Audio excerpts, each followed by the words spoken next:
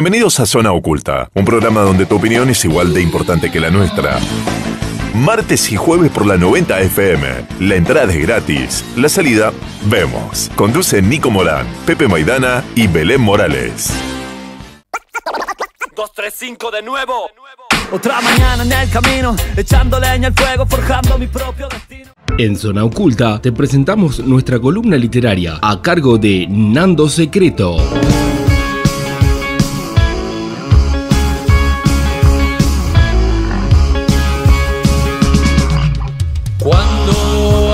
Muy pero muy buenos días, tardes, noches para todos, dependiendo del lugar desde donde nos están sintonizando.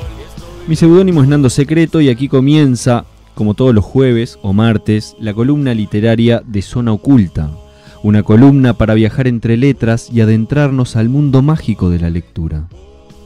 Continuamos hoy en el capítulo número 4 de esta serie radial que tiene como tema la reivindicación de la voz femenina en el Río de la Plata. A partir de este momento nos brindamos un momento en comunidad para recordar algunas autoras del Río de la Plata, saber quiénes fueron, qué escribieron y qué papel jugaron como mujeres en la sociedad en que vivieron. La autora del día de hoy es... Ida Vitale. Muchas gracias, Siri. Ida Vitale. Ida Vitale es una escritora uruguaya, utilizando muy buen detalle, la inteligencia artificial. Antes de empezar con esto, les cuento una noticia que leí el otro día que me dejó estupefacto. Facebook hace un par de años tuvo que desconectar, darle de baja a 2 inteligencias artificiales que tenía porque habían creado esas 2 inteligencias un lenguaje nuevo para comunicarse entre ellas. ¿A través de Facebook? Un lenguaje, eran 2 inteligencias artificiales y habían generado un sublenguaje para comunicarse entre ellas que claro, los programadores no estaban entendiendo y le tuvieron que dar de baja porque, bueno, mejor cara eso. Para abrir los ganchos, ¿no? Sí, la verdad que sí, como los abrí. Claro. Bueno, la autora del día de hoy es Ida Vitale, es uruguaya, nació el 2 de noviembre de 1923. Nació 9 años después de que muriera Delmira Agustini, quien fue protagonista en una de nuestras columnas. Cuando nació Juana, cuando nace ella, Ida Vitale, Juana de Ibarburu tenía 31 años. Juana tenía 31 años, nace Ida Vitale. Y Juana murió a los 87, o sea que compartieron planeta 56 años. Durante 56 años tuvieron las dos en el planeta a la vez. Bueno, vamos a recordar un poquito una de las generaciones de escritores uruguayos más importantes y conocidas. Hemos nombrado en esta columna muchas veces la generación del 900, en la que estuvieron Quiroga, Florencio Sánchez, entre otros. Hoy voy a hablarles un poquito de la generación del 45, o generación crítica.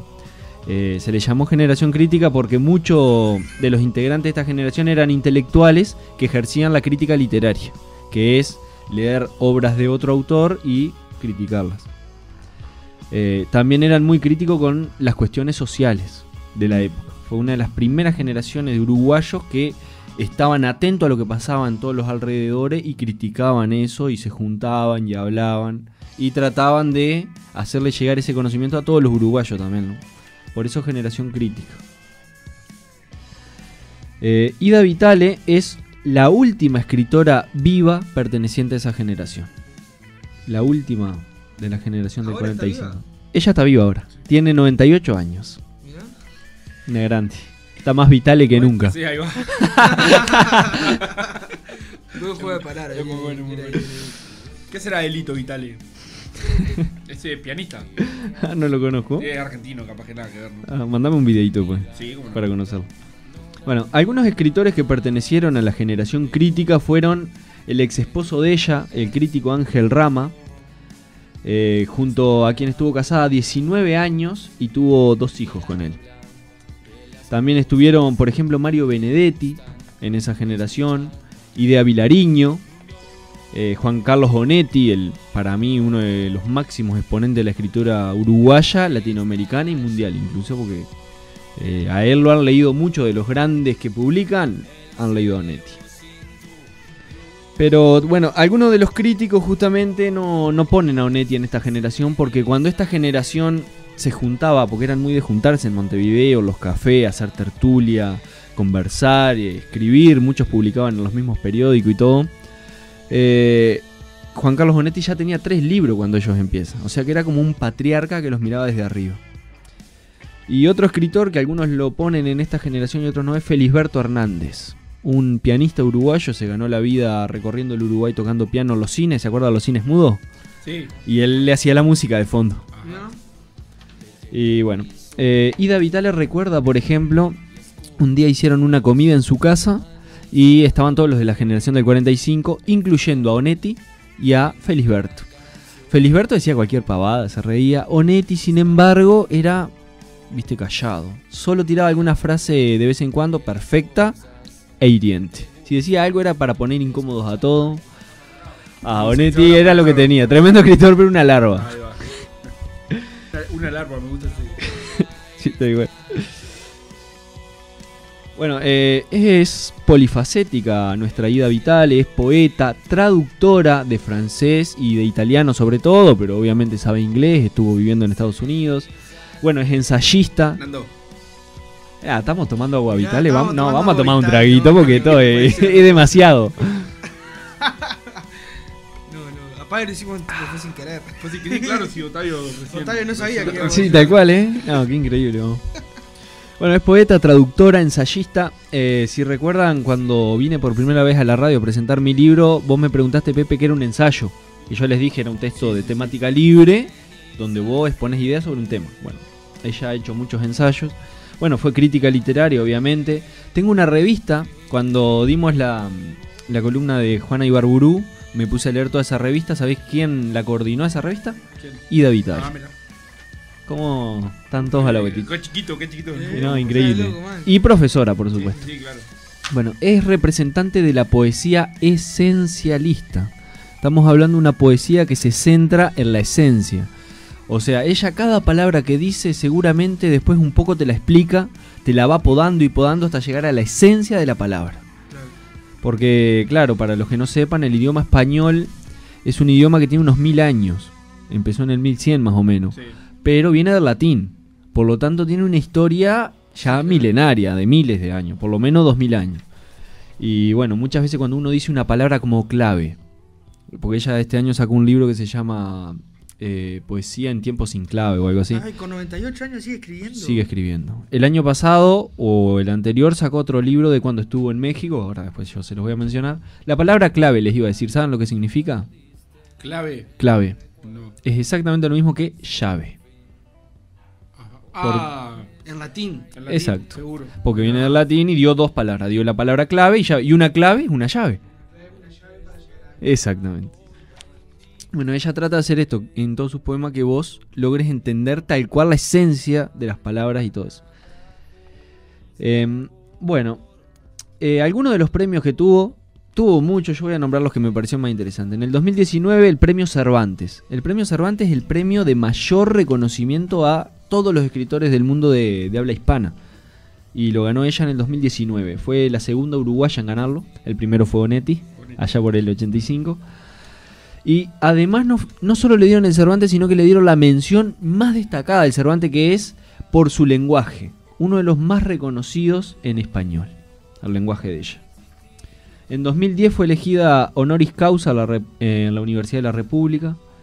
Y en 2019 declarada ciudadana ilustre de Montevideo. Ahora vive en Montevideo como ciudadana ilustre. Recheto, ¿viste? Sí. Bueno, la familia de ella forma parte de la 4ª generación de inmigrantes italianos que llegaron a Uruguay. Perteneció a una familia culta y cosmopolita. Cosmopolita es muy de ciudad, de estar en la cultura, todo eso. Todo eso que a mí no me gusta, intentan la gente. Colaboró en el súper conocido semanario Marcha, de acá de Uruguay. Dirigió la página literaria del diario Época, fue directora y codirectora en más de una revista. Revistas de Uruguay, de México, de España, de todo. Ella considera a Juan Ramón Jiménez su maestro en la poesía. El que hizo Platero y yo, ¿se acuerdan? Yo les decía. Sí. Que fue premio Nobel por toda su obra en el 1956. En el 1970, 3 años después viene la dictadura, ¿no? En el 1970 se separa de Rama. 19 años de casado, 2 hijos, se separan.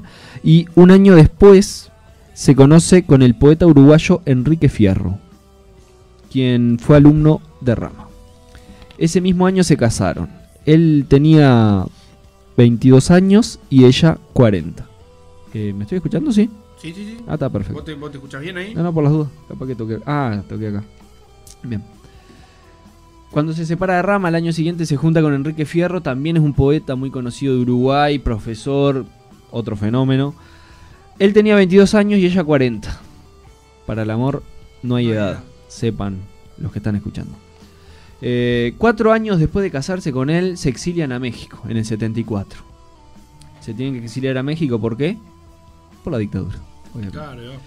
Y bueno, ella es una agradecida con México. Cuando sus narices, la de ella y la de su esposo Fierro, olfatearon que se venía una oleada de represión, dijeron, bueno, tenemos que tratar de irnos, como sea, con lo difícil que es, ¿no? Porque dejar tu casa, tus cosas, aventurarte a un país nuevo, sin laburo...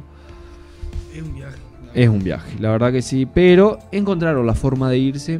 Y Octavio Paz, un escritor muy reconocido, uno de los más grandes del siglo XX, lo llaman por ahí, que ganó el premio Nobel en 1990, el premio Cervantes en el 81. Él era diplomático en México y era uno de los que acogió a muchos de los uruguayos que llegaban por el tema del exilio. Y bueno, le consiguió trabajo, ella no podía creer, al mes de llegar ya tenía trabajo, profesora en revistas, fundó un par de periódicos allá y llegó un punto que tenía tanto trabajo que tuvo que empezar a dividir y dejárselo a otros uruguayos que llegaban.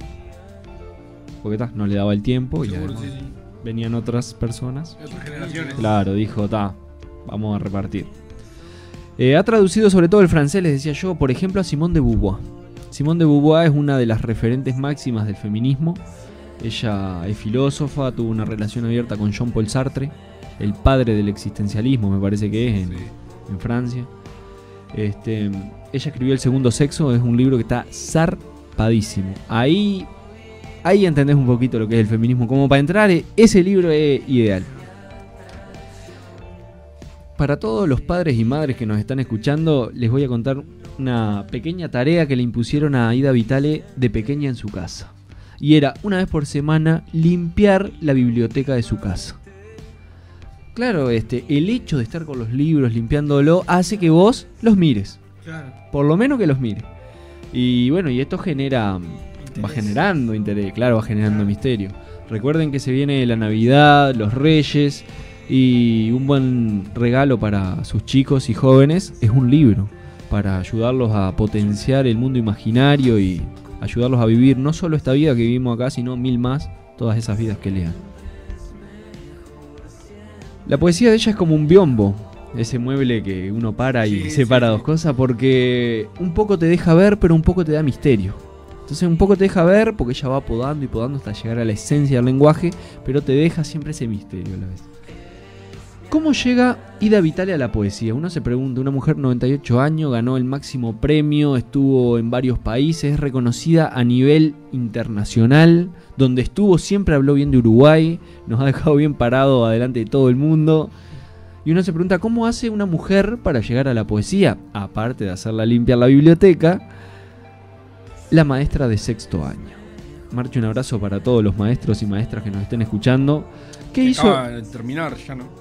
Que acaban de terminar, digo. Estamos ahí, sí. Yo hace 3 meses estoy diciendo, estamos por terminar. Hoy di la última clase. ¿Qué hizo esta maestra de sexto año? Les presentó a sus estudiantes un poema de Gabriela Mistral, una poeta chilena. Y Ida Vitale no lo entendió el poema. Y se preocupó tanto en descifrar ese poema que estuvo años, ¿no? Llegó al liceo, primero, segundo, y tanto estuvo que un día lo entendió el poema y dijo, ya está, los versos de lo mío, me encanta, y de ahí siguió. ¿Qué cosas estudió Ida Vitale? Se metió a la facultad de Derecho. Alguien literato en la facultad de Derecho no pega, ¿no? Bueno, no duró mucho, obviamente. pero en cada lugar uno aprende cosas nuevas. Por ejemplo, en la Facultad de Derecho ella aprendió que una coma, una palabra, puede hacer que un pleito legal lo gane una persona u otra. Por una coma. Porque son los códigos civiles, por ejemplo. Sí. Al momento de que vos sos un abogado y te atenés a un artículo y le decís, no, pero mire, a mí me parece que esto quiere decir esto. No, pero si la coma está ahí, una coma puede hacer que vos vayas preso 20 años o no.